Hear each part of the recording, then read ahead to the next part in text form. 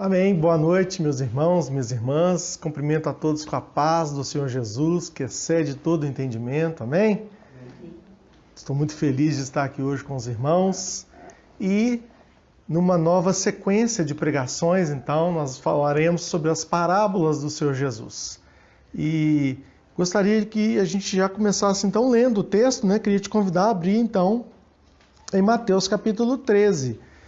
Porque começaremos nessa sequência de pregações na parábola do joio, que está relatada realmente apenas aqui em Mateus. Então, Mateus capítulo 13, versículo 24, nós vamos então fazer a leitura, a parábola do joio, amém? Outra parábola lhes propôs, dizendo: O reino dos céus é semelhante a um homem que semeou boa semente no seu campo. Mas, enquanto os homens dormiam, veio o inimigo dele, semeou o joio no meio do trigo e retirou-se. E quando a erva cresceu e produziu fruto, apareceu também o joio. Então, vindo os servos do dono da casa, lhe disseram: Senhor, não semeaste boa semente no teu campo? De onde vem, pois, o joio? Ele, porém, lhes respondeu: Um inimigo fez isso. Mas os servos lhe perguntaram: Queres que vamos e arranquemos o joio? Não, replicou ele, para que, ao separar o joio, não arranqueis também com ele o trigo. Deixai-os crescer juntos até a colheita. E no tempo da colheita, direi aos ceifeiros: Ajuntai primeiro o joio, atai-o em feixes, para ser queimado, mas o trigo recolhei-o no meu celeiro. Vamos orar mais uma vez?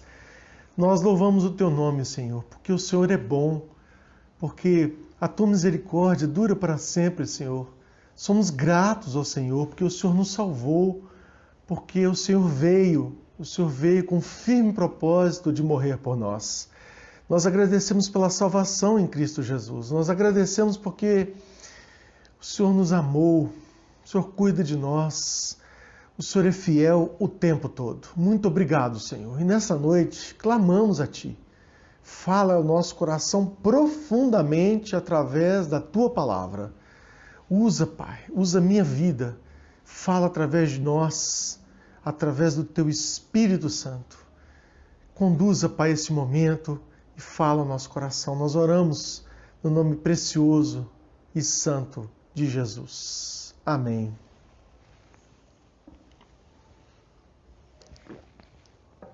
Então, irmãos e irmãs, eu queria que a gente falasse um pouco, né, essa noite sobre esse conceito de parábola, né? O Senhor Jesus, então, nos fala através dessas parábolas. E aí eu fui pesquisar e parábola significa, então, uma pequena narrativa que usa alegorias para transmitir uma lição moral.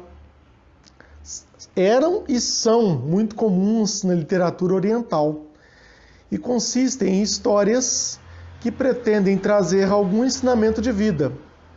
Possuem simbolismo, onde cada elemento da história tem um significado específico. Então, o Senhor Jesus conhece a preocupação de falar com esse tipo de sistema de parábolas. E aí, no próprio capítulo 13, versículo 1 e 2, a gente já vê o Senhor Jesus. Naquele mesmo dia, lá no versículo 1 do 13, saindo Jesus de casa, assentou-se à beira-mar, e grandes multidões se reuniram perto dele, de modo que entrou no barco e se assentou, e toda a multidão estava em pé na praia. O Senhor Jesus precisava falar para essas multidões. No 13, 34 e 35, aí ele vai explicar o texto vai explicar por que o Senhor Jesus falou por parábolas. Por que Jesus falou por parábolas?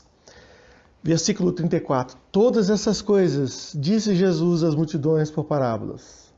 E sem parábolas, nada lhes dizia, para que se cumprisse o que foi dito por intermédio do profeta: Abrirei em parábolas a minha boca, publicarei coisas ocultas desde a fundação do mundo, desde a criação, né, fundação do mundo. Então nós percebemos o Senhor falando por parábolas. Então, entendemos que o reino do Senhor, irmãos, que ele veio estabelecer era diferente da expectativa, principalmente dos fariseus, saduceus, mestres da lei, que esperavam um Messias guerreiro que viesse guerrear com armas e retomar para o povo de Israel a sua glória, né? Mas o Senhor Jesus veio trazer um reino diferente, o reino que tem relação com o coração e com o espírito. Por isso, o Senhor Jesus usou histórias sobre eventos comuns para ilustrar a origem do reino. O Senhor Jesus se preocupou em comunicar isso às multidões. Eram muitas pessoas, geralmente, que se ajuntavam para ouvi-lo falar. Então, esse sistema de parábolas tinha essa intenção, o Senhor tinha essa intenção.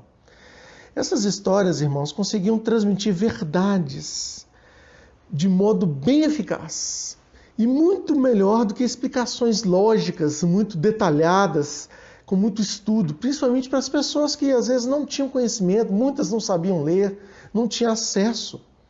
Então o Senhor Jesus usava dessas parábolas para comunicar ao coração. Mas compreender o significado dessas parábolas, irmãos, exigia um coração receptivo. Era necessário isso. Por isso, elas não eram entendidas por quem tinha o coração endurecido, a dura cerviz. Então, infelizmente, aqueles mestres da lei, fariseus, saduceus, empenhados em muitas discussões, em tentar pegar ali o Senhor Jesus em alguma coisa da lei, não entendiam a essência do ensino daquelas parábolas. Era necessário, então, ter um coração receptivo. Então, de um modo geral, irmãos, o propósito dessas parábolas era ensinar uma lição central. Né? Muitas vezes Jesus usou histórias diferentes para ilustrar a mesma lição, às vezes com a mesma lição ele usou algumas histórias. Então, nós veremos durante esse tempo, né, outras parábolas, né? E começaremos então com essa, a parábola do joio. E eu queria falar então de alguns elementos, né, da parábola, importantes. Queria falar com você primeiro sobre o trigo, né? Andei dando uma olhada sobre o trigo e um alimento importantíssimo, sempre foi, né? E hoje em dia, então, pesquisei e vi que o Rio Grande do Sul e o Paraná são os maiores produtores de trigo, né? Muitas toneladas de trigo produzidas por ano. A gente sempre se lembra do trigo na fabricação do pão, né? Então, o trigo, um alimento maravilhoso, fantástico, no nosso dia a dia, de extrema importância. O trigo, inclusive, o valor dele regula aí as balanças comerciais, às vezes. A gente sente aí, quando tem algum problema na produção, o pão aumenta e todo mundo fica reclamando, porque todos nós brasileiros, principalmente, consumimos, né, o pãozinho nosso de cada dia. Então, a importância do trigo. E também, o segundo elemento, o joio, irmãos. Aí também fui dar uma olhada, né? O nome dele também é chamado de cisânia, não o nome científico, que na verdade é uma erva daninha, irmãos, que nasce principalmente, né, basicamente nas plantações de grãos. Ele é parecido com o trigo. Olha que interessante, irmãos. Ele cresce exclusivamente em campos que já estão cultivados. Nós vamos depois perceber isso no caminhar da pregação. É chamado também de uma degeneração do trigo. É muito difícil de erradicar, irmãos. O joio é dificílimo de erradicar por causa da sua raiz emaranhada. Ele tem um talo muito rígido. Ele cresce até 1 metro de altura. Achei interessante isso, é uma planta invasora. Prejudica demais as culturas de trigo. Um detalhe importante, o joio ali plantado junto, ele compete pelos mesmos nutrientes do solo. Então, mais na frente a gente vai perceber, irmãos, que o joio misturado com o trigo tem consequências para a plantação, para a colheita desse trigo. Então, além desses dois elementos, o trigo e o joio, nós temos o campo do fazendeiro, né, que é proposto aqui, né? E percebemos, lendo a parábola, o Senhor Jesus nos demonstra que o fazendeiro era um fazendeiro eficiente, não era um fazendeiro relapso, que não se importava, que plantava de qualquer jeito, não. Irmãos, ele usou uma boa semente, né? O versículo 24 diz: o reino dos céus é semelhante ao homem que semeou boa semente no seu campo. Não era uma semente adulterada, não era uma semente que estava misturada com semente ruim. Era uma excelente semente, provavelmente a terra era muito boa e o fazendeiro era um fazendeiro eficiente. Mas então, no 25, enquanto os homens dormiam, veio o inimigo dele, semeou o joio no meio do trigo e retirou-se. Irmãos, foi aí que aconteceu o joio. O inimigo chegou escondido pelas trevas. Guarde isso. Você vai perceber, a gente analisando, que ele não veio e teve aquele tempo para semear todo o campo, não. Ele semeou aqui e ali, com o propósito de atrapalhar.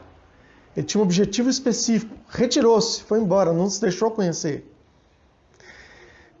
Como a gente percebe aqui na plantação do povo da época, provavelmente foi no inverno, e até a primavera não havia como identificar o crescimento do joio, irmãos. Eles cresceram juntos.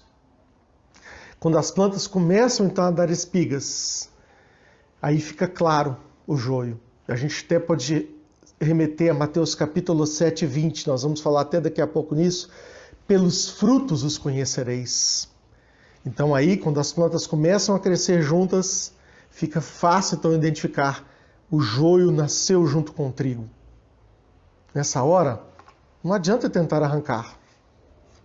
O trigo ia sair junto. Se você puxa o joio, vou arrancar, o trigo sairia junto, você perderia toda a plantação.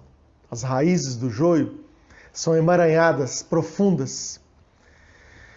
O fazendeiro até vai usar, irmãos, como combustível. Aqui nós podemos ver claramente isso. No versículo 30, ajuntar então o joio, atai em feixes para ser queimado. Né? Percebemos que para aquecimento, esse joio vai ser usado como combustível, para ser colocado fogo nele, irmãos. E não podemos nos esquecer, mais uma vez, houve consequências para os nutrientes da produção. E conforme a gente caminhar, nós vamos ver isso na nossa vida, o que o Senhor Jesus quis nos dizer a respeito disso.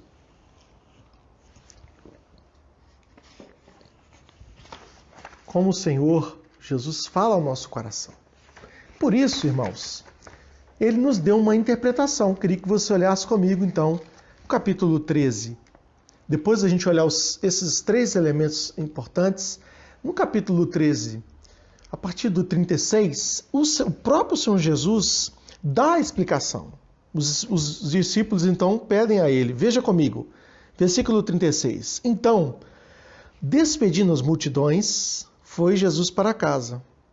E chegando-se a ele os seus discípulos, disseram: explica-nos a parábola do joio do campo. E ele respondeu: o que semeia a boa semente é o Filho do Homem. O campo é o mundo. A boa semente são os filhos do reino. O joio são os filhos do maligno. O inimigo que o semeou é o diabo. A ceifa é a consumação do século.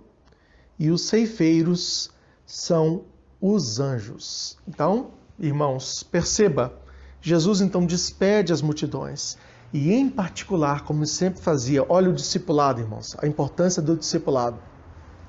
O Senhor Jesus traz então os seus discípulos e explica para eles detalhadamente àqueles em que ele estava discipulando o verdadeiro significado, então, de cada parte, cada personagem, então. Olha só, o que semeia a boa semente, irmãos? O Filho do Homem, o próprio Jesus. O campo que é o mundo. A boa semente, os filhos do reino. O joio, os filhos do maligno. O inimigo que semeou, o diabo. A ceifa, a consumação do século. E os ceifeiros são os anjos. Então, a partir dessa interpretação, eu queria te convidar para olhar comigo alguns pontos que a gente pode entender refletindo nessa parábola. E eu queria ver com você, em primeiro lugar, existe um conflito entre o bem e o mal. Irmãos, existe um conflito entre o bem e o mal. Veja comigo, mais uma vez para o texto, versículo 25. Enquanto todos dormiam, enquanto os homens dormiam, veio o inimigo dele, semeou o joio no meio do trigo e retirou-se. Existe, irmãos, a partir do pecado ali no Éden, quando o homem pecou, e ali começamos um processo de sempre haver esse problema. O desejo do inimigo, esse inimigo, o diabo, na verdade, é nos eliminar. Temos que entender que Deus é soberano, todo-poderoso, onisciente, onipresente e onipotente. Mas o inimigo sempre nos espreita, sempre quer o nosso mal, sempre quer nos destruir, como percebemos aqui claramente no texto.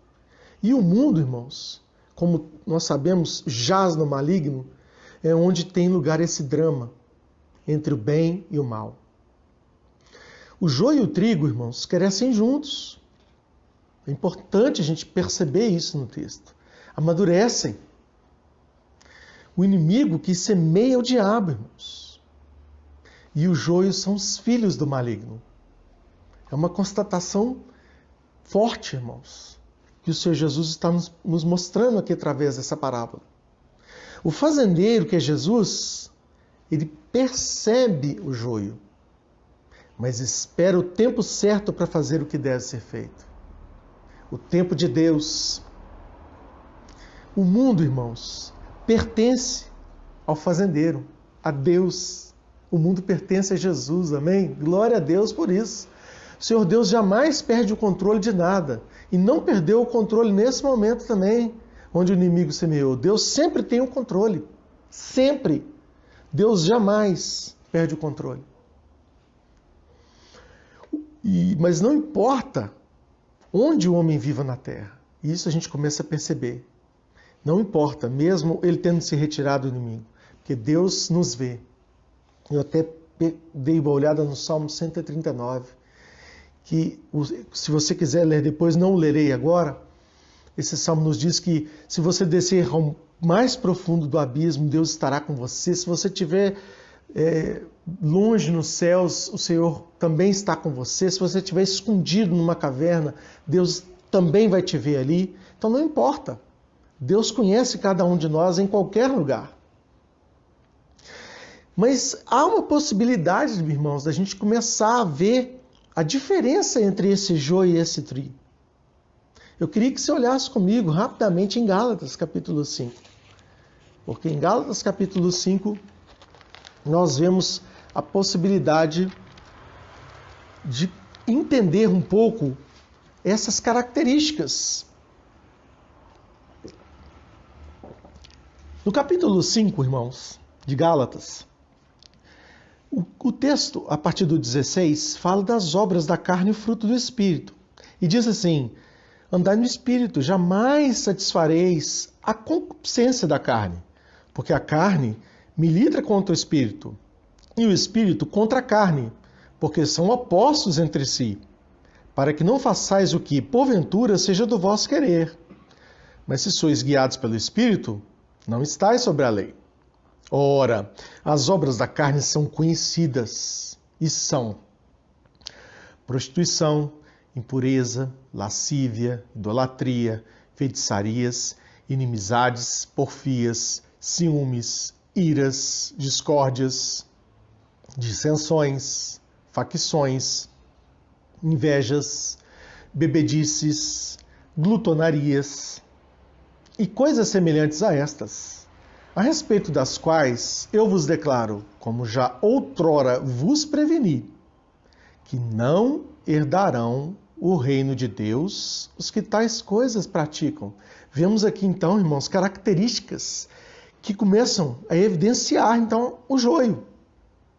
Obras da carne. É possível você identificar.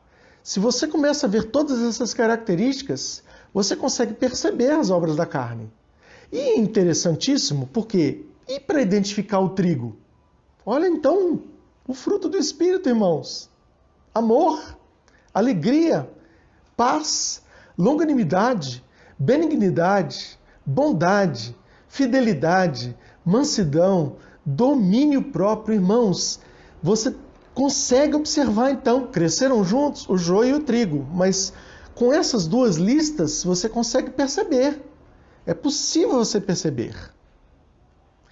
E então, irmãos, voltando para o texto de Mateus, observando essas características, na luta contra o bem e o mal, irmãos, nós não podemos nos achar dormindo. O pastor falou cochilar, dormir. Essas coisas podem acontecer, essas características estarem de frente a nós e a gente estar dormindo sem perceber. O texto diz que enquanto os homens dormiam, irmãos, nós não podemos ser achados dormindo. Na parábola das 10 virgens, que também está em Mateus capítulo 25, nós vamos perceber 5 virgens que estavam prevenidas com o óleo a mais para suas lamparinas e 5 nécias que não levaram óleo. Quando o noivo vem, então, as 5 que tinham o óleo acendem as suas lamparinas e o acompanham. E as outras 5 nécias não têm óleo para suas lamparinas. E enquanto elas vão tentar comprar, o noivo fecha a porta com as 5 virgens que tinham, então, as suas lamparinas. Tinham o óleo,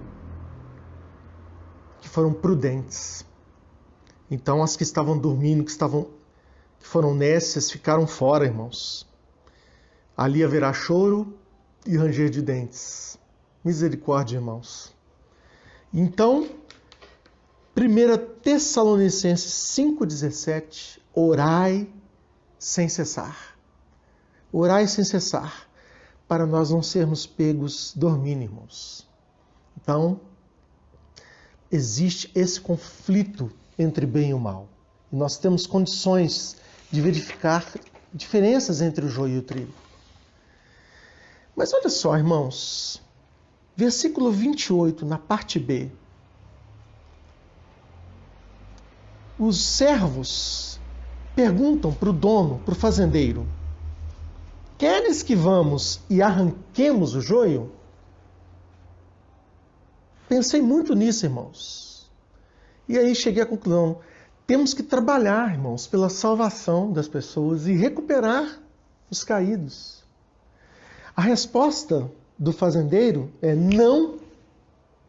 Não é para arrancar, não é para simplesmente se desfazer. Irmãos, irmãs, queridos, queridas, com o pretexto de manter a pureza da igreja, crentes zelosos, tá, irmãos? Crentes que se importam com a igreja, têm causado dano incalculável, julgando e afastando outros cristãos da igreja ou outras pessoas que precisam ser salvas. A pessoa, muitas vezes, ela vem com... Muitas vezes não, geralmente vem do mundo com a sujeira do mundo. E a gente precisa amá-las, cuidá-las. Ou aquele que está conosco na igreja mostra características, então, que precisa de cuidados. Então, pode às vezes parecer um paradoxo aqui, mas como assim? Porque nós temos que manter a disciplina na igreja, irmãos, também. Nós não podemos nos considerar juízes, nos comportar como juízes, porque apenas o Senhor Deus é juiz. Apenas o Senhor Deus pode julgar. Mas nós temos que manter a disciplina na igreja, irmãos. Então nós vamos ver com muito cuidado isso agora, para ter todo o cuidado de fazer isso, mas com amor, com cuidado, não desprezando ninguém, nenhuma hipótese, irmãos. Nós não podemos fazer isso. E eu te convido a ir lá para Mateus 18, que nos dá elementos para ver então, e se o irmão estiver precisando de cuidado, estiver precisando de disciplina, irmãos, Nós vamos arrancar o joio? Nós vamos simplesmente desconsiderá-los? E afasta de mim? Vai embora daqui? Essa igreja é só nossa. Olha lá no capítulo 18 de Mateus, no 15, como se deve tratar um irmão culpado. Se teu irmão pecar contra ti, vai arguí-lo entre ti e ele só. Se ele te ouvir, ganhaste teu irmão. Se, porém, não te ouvir, toma ainda contigo uma ou duas pessoas, para que pelo depoimento de 2 ou 3 testemunhas, toda palavra se estabeleça. Se ele não os atender, dize-o à igreja. Se recusar a ouvir também a igreja, considera-o como gentil e publicano. Irmãos, é uma ordem clara para tratamento daquele que pode estar com problemas, caído, com problemas com o pecado. Mas nós temos que considerar aquele que é realmente o gentil publicano. Então temos mais uma orientação aqui em 1 Coríntios sobre isso. No capítulo 5, o apóstolo Paulo fala sobre a impureza da igreja de Corinto, repreensões e exortações. Olha como temos que avaliar com muita calma, irmãos. Diz o texto assim: geralmente se ouve que há entre vós moralidade tal, como nem mesmo entre os gentios, isto é, haver quem se atreva a possuir a mulher de seu próprio pai. Misericórdia, irmãos. Contudo, andais vós ensoberbecidos, e não chegastes a lamentar, para que foste tirado do vosso meio, que em tamanho traje praticou? Eu, na verdade, ainda que ausente em pessoa, mas presente em espírito, já sentenciei como se estivesse presente que o autor de tal infâmia seja, em nome do Senhor Jesus, reunidos vós e o meu espírito, com o poder de Jesus nosso Senhor, entregue a Satanás para a destruição da carne, a fim de que o espírito seja salvo no dia do Senhor Jesus. Irmãos, um crente, olha como essa palavra é dura, entrega aí para os rudimentos de Satanás, mas que o espírito seja salvo no dia do Senhor Jesus. Mas chega um ponto, irmãos, como é que faz? Olha aí o que Paulo está falando. Então, a gente volta para cá, são vários ensinos aqui, porque nós temos que tomar todo o cuidado com a disciplina. Nós não podemos nos considerar juízes e apontar o dedo e achar que somos santos, irrepreensíveis. Temos que buscar isso, mas somos pecadores, irmãos. Olha em Tiago 5, 8 e 9. Sede vós pacientes e fortalecei o vosso coração, pois a vinda do Senhor está próxima. Não vos queixeis uns dos outros para não seres julgados.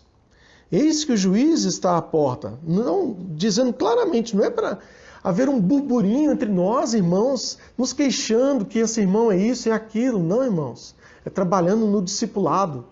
É trabalhando com esse irmão. E, no caso, irmãos, a grande comissão. Mateus capítulo 28. Ide, portanto, pregai o evangelho. Então, essa pessoa chega para nós através dos pequenos grupos, através de uma visita, através da casa de alguém, através de um contato com a igreja, e não conhece a Cristo ainda, vem conhecer os rudimentos do mundo. E nós precisamos apresentar Jesus para essa pessoa. Temos que nos dispor, irmãos, através da palavra do Senhor e do discipulado. Veja aqui, então, são vários pontos aqui. Nós temos que trabalhar pela salvação das pessoas. Temos que recuperar os caídos. Tomar o cuidado para não sermos juízes implacáveis. Temos que ter amor, temos que ter compaixão e trabalhar, como o Senhor Jesus falou, a grande comissão. Continuando, então, irmãos, nessa parábola riquíssima. Se você olhar comigo no capítulo 13, lá no 41, então, voltando aí para o nosso texto,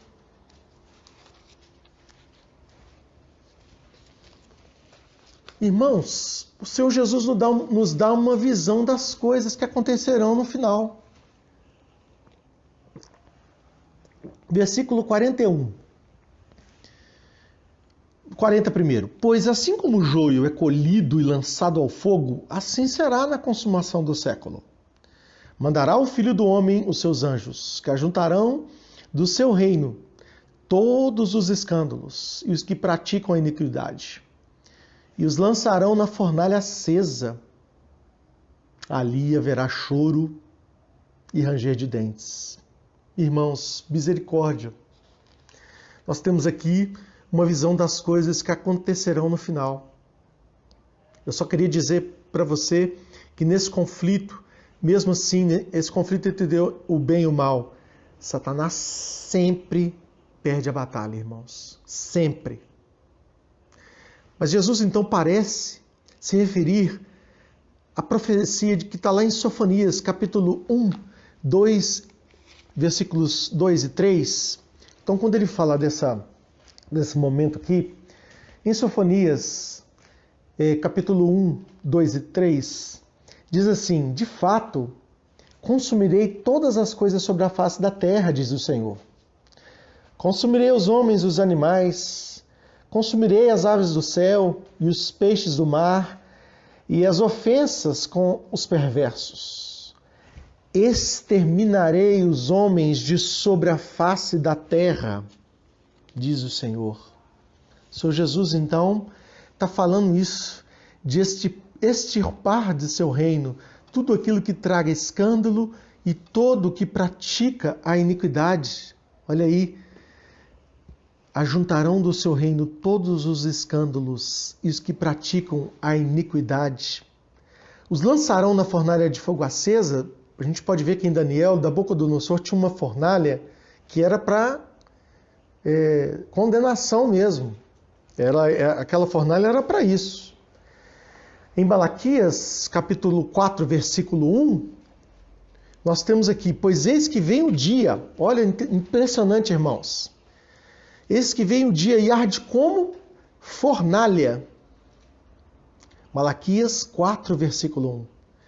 Todos os soberbos e todos os que cometem perversidade serão como restolho. Você vai ver então o fazendeiro dizendo, né? Atai o enfeites para ser queimado. Misericórdia, irmãos. Essa interpretação de Jesus, ela relembra palavras, sentimentos dos profetas, irmãos, que os profetas já haviam dito nos textos das profecias. Na parábola do joio, Jesus ensina o julgamento que está por vir. E não há como não ler Apocalipse capítulo 20, irmãos. Quando pensamos nisso, a gente precisa ver o que o texto fala. Um texto duríssimo. Apocalipse capítulo 20, o juízo de Deus, é o subtítulo. Versículo 11. Vi um grande trono branco e aquele que nele se assenta, de cuja presença fugiram a terra e o céu, e não se achou lugar para eles. Vi também os mortos, os grandes e os pequenos, postos em pé diante do trono. Então se abriram livros, ainda outro livro, o livro da vida, foi aberto. E os mortos foram julgados segundo as suas obras, conforme o que se achava escrito nos livros. Deu o mar os mortos que nele estavam. A morte e o além entregaram os mortos que neles havia, e foram julgados, um por um, segundo as suas obras. Então a morte e o inferno foram lançados para dentro do lago de fogo. Esta é a segunda morte, o lago de fogo.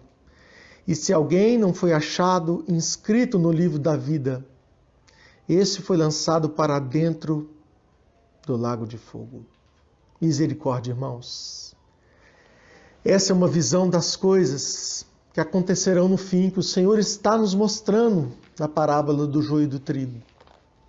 E aí você pode estar pensando, puxa, você pode estar considerando aí na sua casa sobre o joio, sobre o trigo, porque essa é realmente uma má notícia. Há um julgamento, irmãos. e o joio vai ser lançado na fornalha, vai ser restolho. Mas eu tenho uma ótima notícia, uma boa notícia, a boa notícia do Evangelho, irmãos. Deus regenera aqueles que escolheu através do sacrifício de Cristo na cruz. Amém? Glória a Deus por isso. Mateus, então, 13:43. Olha que bênção. Então, os justos resplandecerão como o sol no reino de seu Pai. Aleluias. Essa é a boa notícia. A boa notícia do Evangelho. Deus nos criou como artesanato divino. Ele nos dá nova vida aos que Ele escolheu. Por obra da graça, pelo Espírito Santo. Essa é a boa notícia que eu quero te dizer nessa noite. Se você ainda não entregou sua vida para Jesus, essa noite você pode fazer isso. Como eu havia lido em Malaquias 4:1, olha agora Malaquias 4:2, irmãos. Que coisa linda, como a Bíblia é contemporânea, como a Bíblia é toda conectada. Em Malaquias 4:2, então diz: mas para vós outros que temeis o meu nome, nascerá o sol da justiça, trazendo salvação nas suas asas. Aleluias! Glória a Deus por isso. João capítulo 3, versículo 16. Porque Deus amou o mundo de tal maneira que deu o seu único filho, seu filho unigênito, para que todo aquele que nele crê não pereça, mas tenha a vida eterna. Eu queria que você olhasse, abrisse comigo Efésios capítulo 2, um texto que é maravilhoso, um texto lindo da palavra do Senhor. É um texto que fala exatamente sobre isso, irmãos. A nossa condição. Éramos todos pecadores, irmãos. Todos. Mas Jesus nos resgatou. O subtítulo do capítulo 2 de Efésios diz assim: do pecado para a salvação pela graça. Acompanhem comigo. Ele vos deu vida, estando vós mortos nos vossos delitos e pecados, nos quais andastes outrora, segundo o curso deste mundo, segundo o príncipe da potestade do ar, do espírito que agora atua nos filhos da desobediência, entre os quais também todos nós andamos outrora, segundo as inclinações da nossa carne, fazendo a vontade da carne e dos pensamentos, e éramos, por natureza, filhos da ira, como também os demais. Mas Deus, sendo rico em misericórdia, por causa do grande amor com que nos amou, e estando nós mortos em nossos delitos, nos deu vida juntamente com Cristo. Pela graça sois salvos, aleluias. E juntamente com Ele nos ressuscitou e nos fez assentar nos lugares celestiais em Cristo Jesus, para mostrar nos séculos vindouros a suprema riqueza da sua graça, em bondade para conosco, em Cristo Jesus, porque pela graça sois salvos mediante a fé. E isso não vem de vós, é dom de Deus, não de obras para que ninguém se glorie, pois somos feitura dele, criados em Cristo Jesus para boas obras, as quais Deus de antemão preparou para que andássemos nelas. Aleluias, glória a Deus.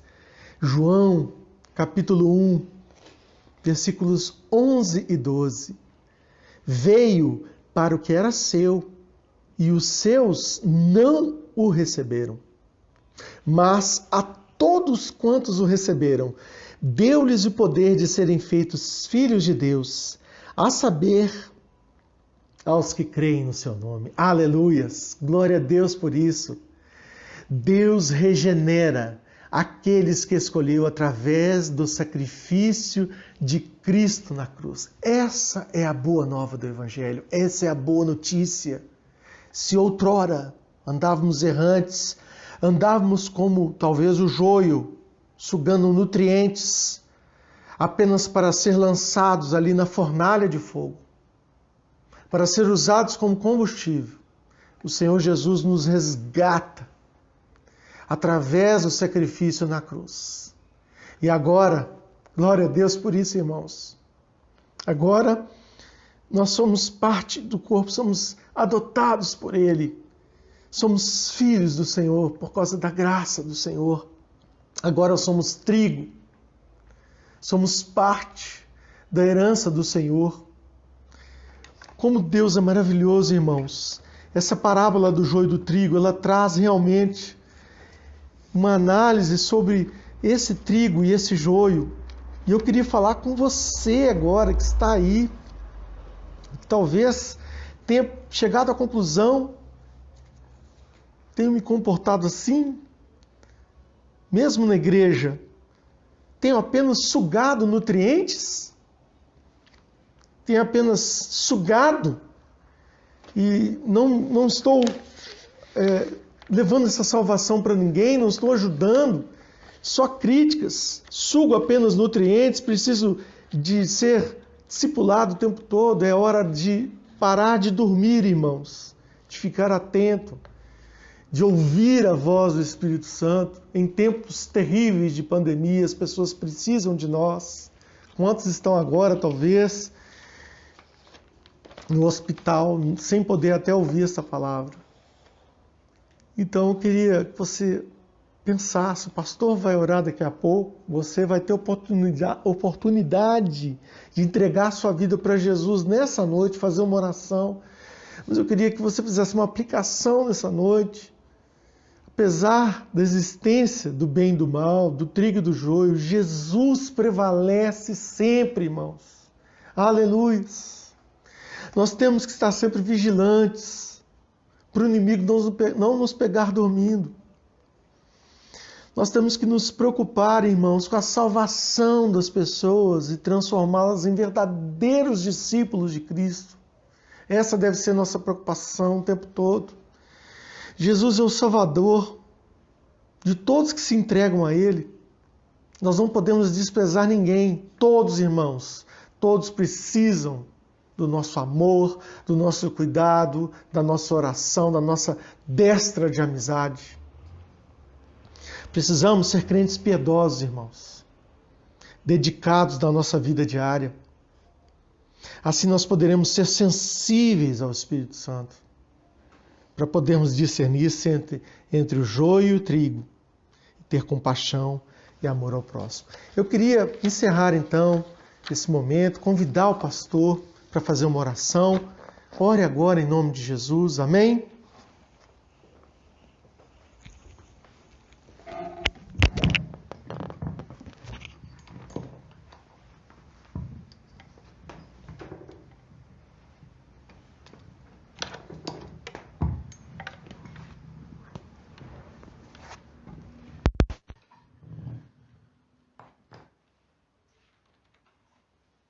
Para essa oração, eu preciso lembrar que há um diagnóstico claro, como que um médico dando um diagnóstico. E ele precisa ser claro e direto, porque se ele não fizer isso, o paciente morre.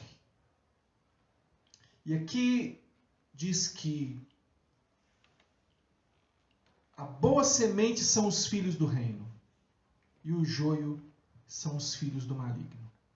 Então você pode querer acreditar no que for, mas existem os filhos do reino e existem os filhos do maligno. Todo mundo diz, eu sou filho de Deus, mas a Bíblia, o Deus, diz não. Há os que são filhos e há os que não são filhos e são filhos do maligno. Como foi ensinado, não vou apontar para você, para A ou para B, dizer, esse é joio e aquele é trigo. Mas você sabe quais são as suas obras. Você sabe quais são os seus valores. Você sabe o que é que você tem buscado. Você sabe se no fundo o que você deseja é simplesmente o que esse mundo pode dar. Suas raízes estão fincadas, profundas, emaranhadas no mundo, nessa terra. E quando o Senhor vier na ceifa, você está agarrado no mundo. Eu te convido a uma oração como o presbítero dizia que é você. Uma oração de entrega da sua vida ao Senhor Jesus. Uma oração de renúncia de um velho homem e do nascimento de um novo homem. Como é possível isso? Pelo poder do Espírito Santo. Você não lembra do fruto ali? É fruto do Espírito. O Senhor Deus pode fazer de novo aquilo que está estragado. Todos nós um dia já fomos joio, mas fomos transformados, somos transformados. E você que nesse momento está arrependido dos seus pecados, você que reconhece que Jesus Cristo pagou pelo seu pecado, que o Senhor Jesus Cristo não somente tem poder, mas quer restaurar você. Você deve orar agora e entregar a sua vida a Jesus. Vamos orar. Vamos falar com Deus agora. Fale o que você precisa dizer. Senhor Deus, obrigado, porque o teu amor, o teu grande amor nos alcançou. Porque como nós fomos lembrados aqui, o Senhor amou o mundo de tal maneira que deu o seu Filho, para que todo aquele que nele crer não pereça, não seja lançado, ó Deus, no inferno, não pereça, não seja lançado na morte eterna e em tormentos eternos. Porque se nós não somos juízes, e não somos mesmo, mas há um juiz que julga todas as coisas e fez de nós embaixadores, que agora dizemos: arrependei-vos e crede no Evangelho. Arrependei-vos e submetam-se a Deus. Ó Deus, nós agora oramos e há pessoas orando agora dizendo: Senhor, perdoa o meu pecado. Senhor, eu tenho procedido como joio, mas não, Senhor, não sou joio, não vivo como joio, não desejo ser lançado fora. Ó Deus, nós agora oramos ao Senhor, pedimos perdão pelos pecados. O Senhor conhece muito bem a nossa estrutura, sabe que nós precisamos do teu perdão, mas também, ó Deus, não apenas o perdão o Senhor tem nos dado, mas o Senhor também nos dá o Espírito que frutifica conforme Deus, que frutifica não segundo a carne, mas frutifica aquilo que nós, ó Deus, precisamos frutificar: amor, alegria, paz, longanimidade, benignidade, fidelidade, mansidão, domínio próprio. Ó Deus, nós não temos isso de nós mesmos, mas temos por meio do Senhor. Ó Deus, em nome de Jesus, agora converta esse coração, e aquele que confessa os pecados, perdoe, Senhor, em nome de Jesus. E aquele que agora, ó Deus, reconhece que precisa entregar a vida ao Senhor, que ele possa entender que o Senhor o recebe.